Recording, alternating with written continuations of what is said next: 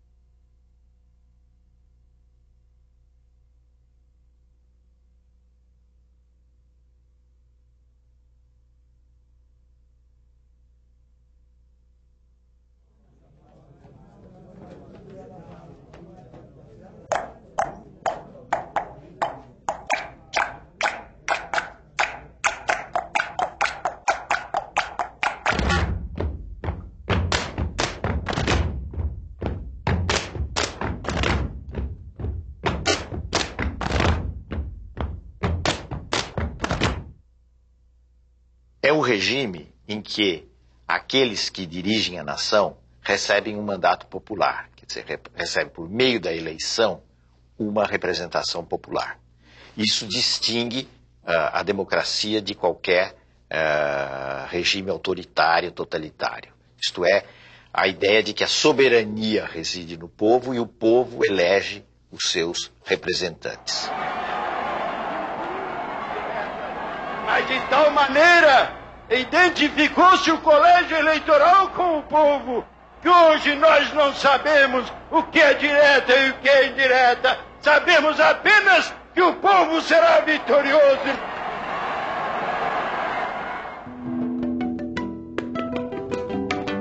A morte do Tancredo levou à chegada ao poder do vice-presidente, que tinha sido eleito, José Sarney.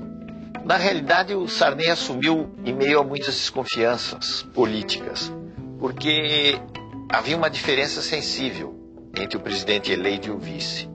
O Tancredo era um homem moderado politicamente e que vinha longamente combatendo o regime autoritário. Então ele tinha um crédito de confiança grande.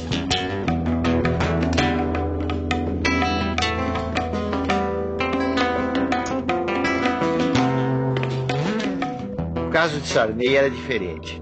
Era ainda recente sua saída da arena antes de chegar à presidência da República.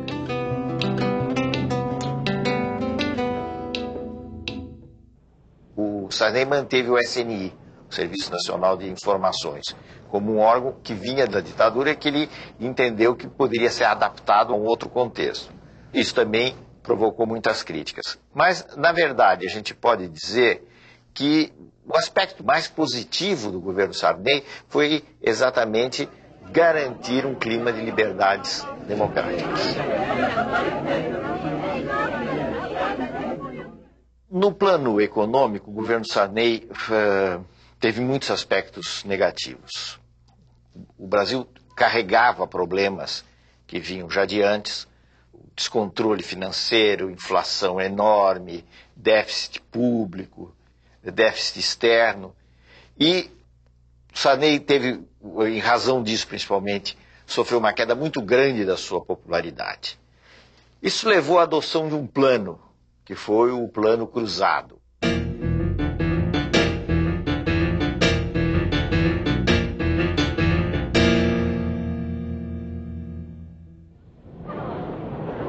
Se propôs um aumento imediato de salários, um congelamento de preços, e essas duas coisas juntas não funcionaram. Quer dizer, o congelamento mais o aumento salarial levou a uma busca de bens de consumo enorme por parte da população. Foi um momento de euforia, vamos dizer assim, da sociedade. Preocupado com a explosão de consumo que levaria a uma inflação de demanda, o ministro Funaro pede à população para poupar. E a forma de ajudar é poupando. Se eles consumirem um pouco menos, nós estamos consumindo 30%, 40%, 50% acima do ano passado. Vamos consumir um pouquinho menos para dar mais tempo para que as empresas produzam mais. E guarda esse dinheiro na poupança. É uma grande forma de ajudar o Brasil. Em fins de 1986, o Plano Cruzado já fazia água, visivelmente, para os técnicos, para as pessoas que tenham maior compreensão da economia, das dificuldades, o plano fazia água. Agora, isso não era ainda claro para o conjunto da população.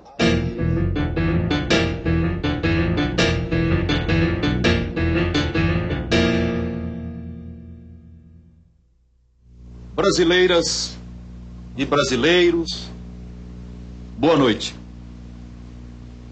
Amanhã é uma data histórica para o nosso país. Será promulgada a nova Constituição brasileira. A gente deve identificar algumas coisas positivas e várias coisas negativas na Constituição de 88. A nação quer mudar. A nação deve mudar. A nação vai mudar. A Constituição pretende ser a voz, a letra, a vontade política da sociedade rumo à mudança. Que a promulgação seja nosso grito. Mudar para vencer. Muda, Brasil! Muda, Brasil! O aspecto positivo foi o aspecto de querer assegurar os direitos dos cidadãos, de uma forma muito ampla. O direito de obter informações dos órgãos do Estado, por exemplo, o direito das minorias, o direito dos índios, como nunca existia no passado, foram alguns exemplos dos lados positivos da Constituição. O lado negativo foi o detalhamento excessivo da Constituição. Quer dizer, a Constituição entra em detalhes de direitos trabalhistas, de direitos de maternidade, etc., que não são questões próprias de uma Constituição. O senhor votou em que nome? PRD. Partido Democrático Popular. PDP? PDP. PSDB. Do ponto de vista partidário, as alterações que ocorreram foram uma cisão no PMDB, com a formação do PSDB. O partido é como que um cais. Os que chegam são motivo de alegria. Os que partem, de saudade precoce. Nós vamos ser um partido da reforma social, sim. Nós vamos fazer as reformas. O governo anuncia o Plano Cruzado 2. Além de medidas de estímulo à poupança, o novo pacote trouxe novos preços e mais impostos. Os mais atingidos com as medidas compulsórias são os assalariados de classe média. Despenca da noite para o dia a popularidade do governo.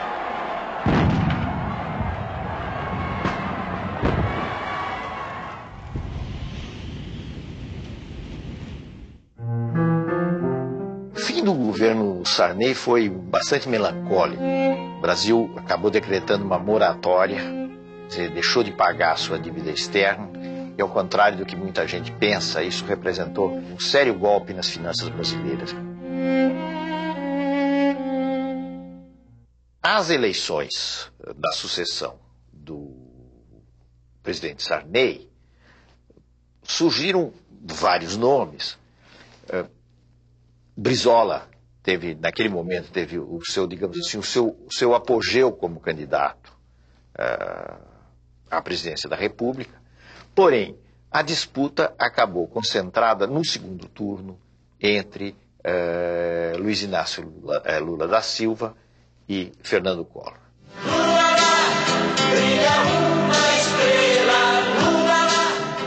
Lula era uma figura que vinha do movimento da luta dos trabalhadores do ABC, um importante líder sindical, ganharam um prestígio muito grande e, tendo como instrumento o PT, o seu partido, o Partido dos Trabalhadores, chegou a ter uma dimensão nacional que, àquela altura, era bem maior do que o próprio partido. Se nós não soubermos, nesse instante, saber quem é que está querendo que a sociedade brasileira avance e quem é que está querendo promover um retrocesso na sociedade, o povo brasileiro poderá cometer um equívoco muito grande nas eleições de 89.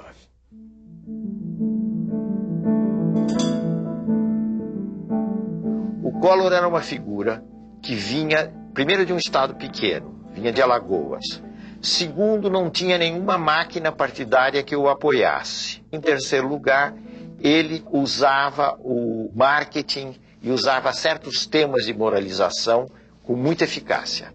Foi o caso da campanha contra os marajás, que iludiu muita gente, porque ele se apresentava como alguém que ia combater os altos vencimentos de um determinado setor do funcionalismo público.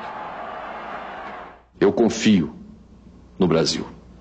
Eu confio no futuro que está reservado à nossa pátria. Com trabalho, com experiência administrativa como eu tenho, com coragem, com determinação política e no exercício da autoridade de presidente da República, nós haveremos, com a ajuda de todos aqueles que desejarem se incorporar nesse processo, de construir um Brasil novo, de construir um Brasil melhor, de construir um Brasil de que se orgulhem todos os seus filhos. Boa noite, minha gente. Esse foi um embate muito renhido e, como nós sabemos, o Collor acabou se elegendo presidente da República. A posse, em 15 de março de 1990, foi um luxo, reunindo representantes de várias partes do mundo e enchendo de esperanças os corações de milhões de brasileiros.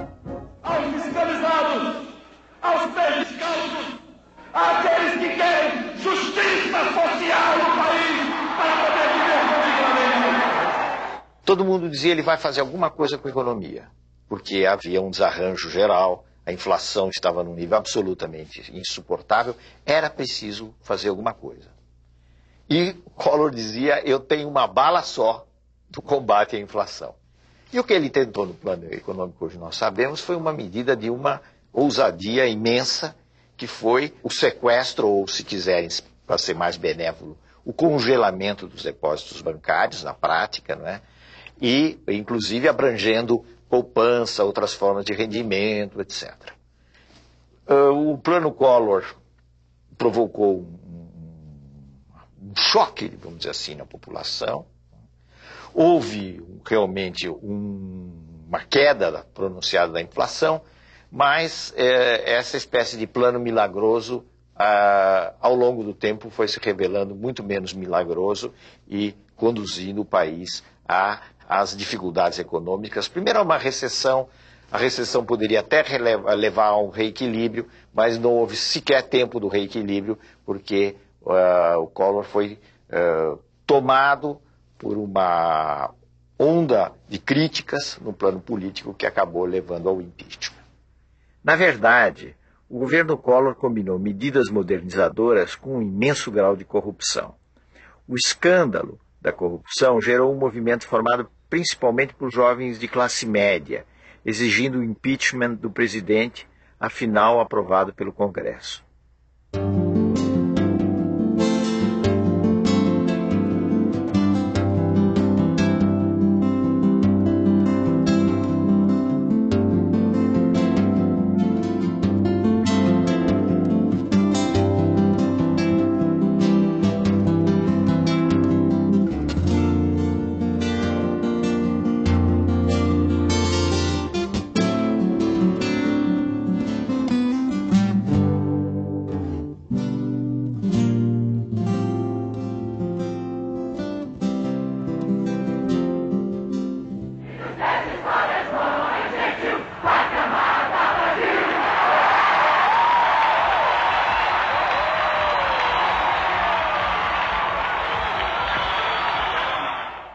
A lição que nós tiramos do impeachment é uma imensa lição. É uma coisa extremamente positiva e que nos leva a um otimismo razoável sobre a vida política brasileira, que tem muita coisa ruim, muita coisa negativa, mas que também tem muita coisa positiva. Por quê? Porque o impeachment foi um episódio, pela via legal, de substituição de um presidente da República, sem golpe militar, sem manobra palaciana, quer dizer, alguma coisa excepcional no quadro da América Latina.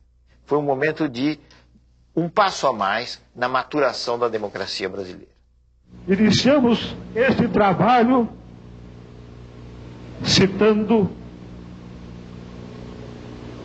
que conhecereis a verdade e a verdade vos libertará. E Getúlio Vargas também em um certo momento disse: quase sempre é fácil encontrar a verdade. Difícil é, uma vez encontrada, não fugir dela. Espero que a nação não fuja dessas verdades. Muito obrigado.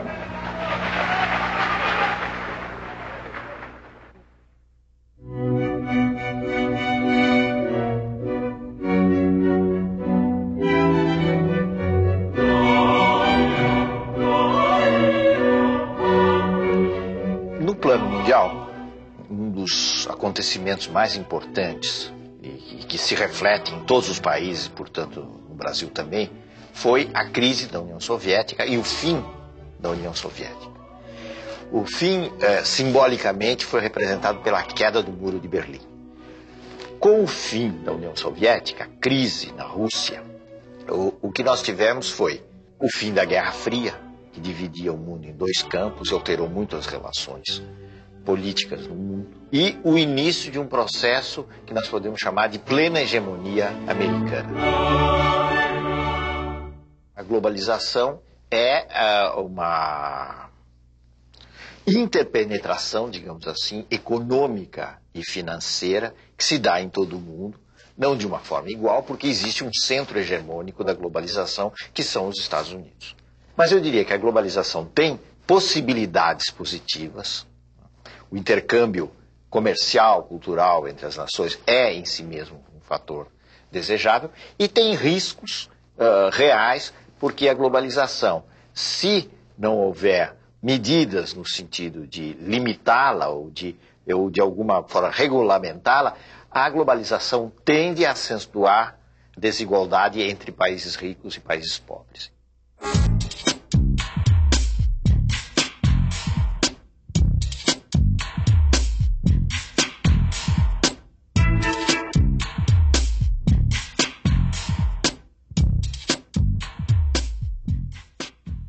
São as surpresas, os paradoxos da vida política que levaram Itamar Franco ao poder, como tinham levado Sarney ao poder.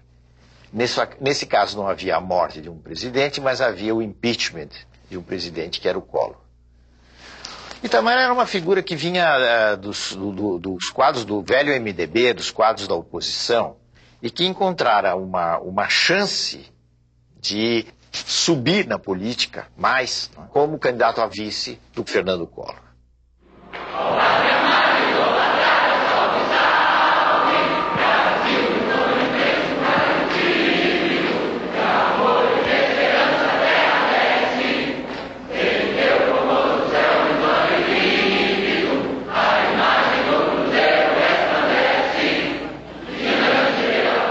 Compromisso do Presidente da República.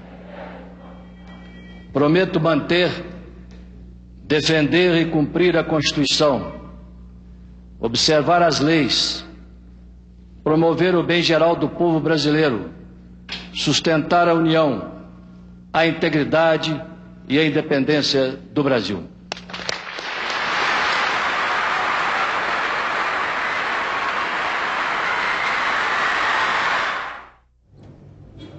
Itamar fez basicamente um governo de transição. Ele completou o período Collor. E eu creio que a coisa mais importante que ocorreu no governo de Itamar foi a implantação da URV, da Unidade Real de Valor, um passo absolutamente necessário para a implantação do Plano Real. A moeda é o mais concreto dos atos de confiança das nações em si mesmas. Por isso, todos os processos inflacionários da história se relacionam com as crises políticas e com as crises morais. Com o real, o dinheiro que está no bolso do trabalhador vai manter o seu valor. Muito obrigado. Essa medida, a escolha de Fernando Henrique Cardoso para o Ministério da Fazenda, eu acho que foram os méritos mais significativos do governo Itamar. A disputa pela presidência da República, em 1994, se deu essencialmente entre Lula, que era mais uma vez candidato pelo PT, uma frente de oposições, agora enfrentando Fernando Henrique Cardoso. A candidatura de Fernando Henrique foi altamente beneficiada pela instituição da URV e pelo Plano Real. É preciso também entender que foi extremamente importante naquela altura, para a vitória, a formação de uma frente partidária. A frente PSDB, PFL e PTB representou um fator bastante importante para garantir a vitória do presidente Fernando Henrique logo no primeiro turno.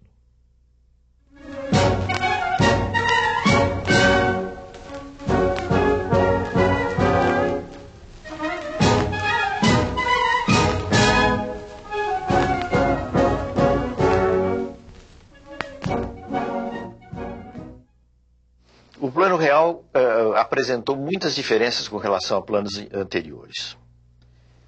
Primeiro porque ele acabou com a chamada indexação da economia. Quer dizer, acabou com aquele circuito de que os preços vão aumentando em função da inflação, etc. Ele quebrou isso.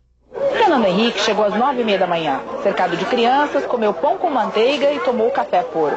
Foi interrompido para dar autógrafo. Fernando Henrique pagou a conta de 55 centavos com uma nota de R$1 e recebeu um desconto de 5 centavos.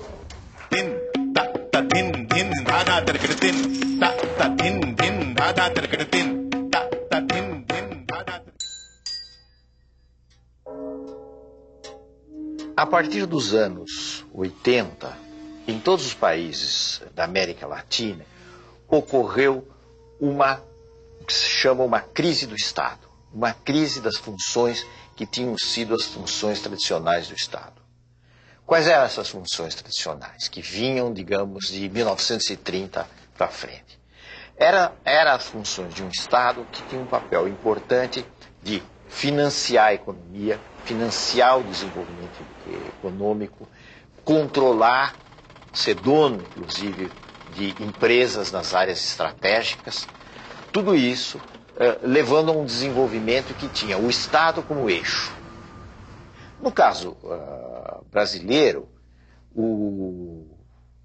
a tentativa de mudar esse modelo do Estado, tornando mais flexível, privatizando serviços, começou de uma maneira muito tímida no governo Sarney.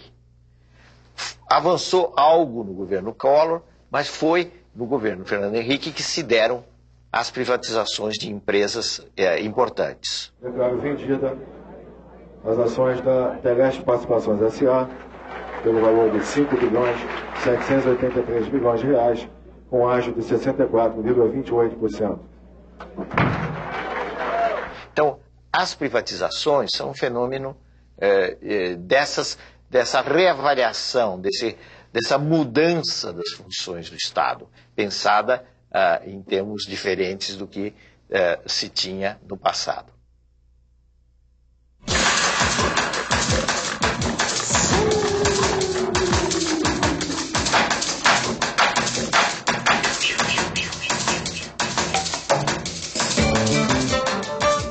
A característica do governo Fernando Henrique, do ponto de vista político estrito, vamos dizer assim, foi a existência de 2 mandatos, isto é, houve 2 eleições, a primeira e uma segunda, que levaram a 8 anos desse governo.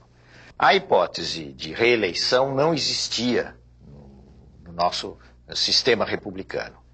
Ela foi votada no Congresso, né, através de uma alteração da Constituição, e foi por via dessa alteração da Constituição que se deu a possibilidade de Fernando Henrique voltar a se candidatar em eleições disputadas mais uma vez contra Lula e que ele veio a vencer. O primeiro mandato foi basicamente a consolidação inicial do Real e as reformas da Constituição e a tentativa de fazer algumas reformas que são necessárias, a Previdência, a da administração pública, etc. Bom, essa tentativa foi frustrada até certo ponto, porque a reforma da Previdência não foi feita. Então, eu diria que nós avançamos bastante no primeiro mandato, né, no que diz respeito à parte econômica, quebra de monopólios, etc. Bom, o segundo já foi caracterizado pelas turbulências da globalização, porque ele se iniciou sob a crise do México, que foi em 98, 99, e foi uma crise atrás da outra. Então, qual foi o trabalho no segundo mandato? A despeito de tudo isso, manter o Brasil razoavelmente bem. Apesar das turbulências, crescemos pouco, mas crescemos. No conjunto, o mais importante para mim é outra coisa. É democracia e é um clima de respeito, de tranquilidade. Um clima que permitiu e permite que as pessoas exponham seus pontos de vista com toda a liberdade. Acho que isso é importante para que o Brasil possa realmente ser uma democracia, que não é fácil, por causa da desigualdade e da pobreza. As privatizações funcionaram em alguns casos, em outros não. Houve esse clima de maior responsabilidade do Estado, o gasto vinculado com a arrecadação, não se gasta o que não se tem. Né? Isso é a lei da responsabilidade fiscal. Esses são os aspectos, digamos assim, mais positivos de todo esse período. Mas o governo Fernando Henrique Cardoso teve grandes méritos na projeção do Brasil no exterior, na consolidação das instituições e como exemplo de afirmação definitiva da democracia no país. Alô, Marciano. Alô, Marciano. Câmbio. Alô, coleta vermelho. Agora, o Brasil continua um país desigual. Os níveis das diferenças não foram quebrados, isso não é fácil. Houve uma redução de desigualdades logo depois do Plano Real. O Plano Real teve esse efeito muito positivo, mas ao longo dos anos, a distribuição de renda voltou a apresentar os mesmos resultados negativos.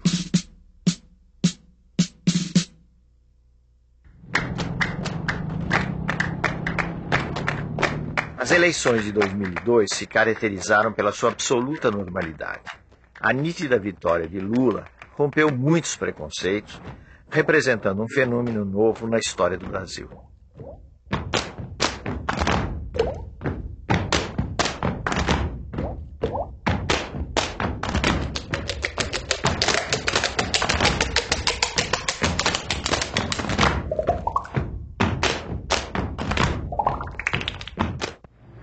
Eu não sou o resultado de uma eleição. Eu sou o resultado de uma história.